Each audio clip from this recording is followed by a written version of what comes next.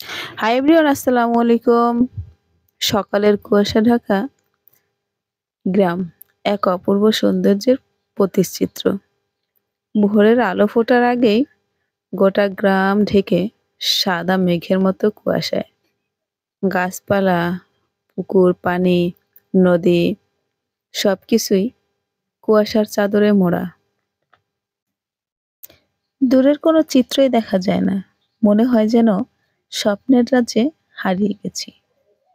শুধু কুয়াশা আর কুয়াশা। কুয়াশা ঢাকা গ্রামের যে একটা বৈচিত্র্যময় দৃশ্য, এটা যারা গ্রামে থাকে তারাই কিন্তু সচরাচর এরকম দৃশ্য দেখতে পারে।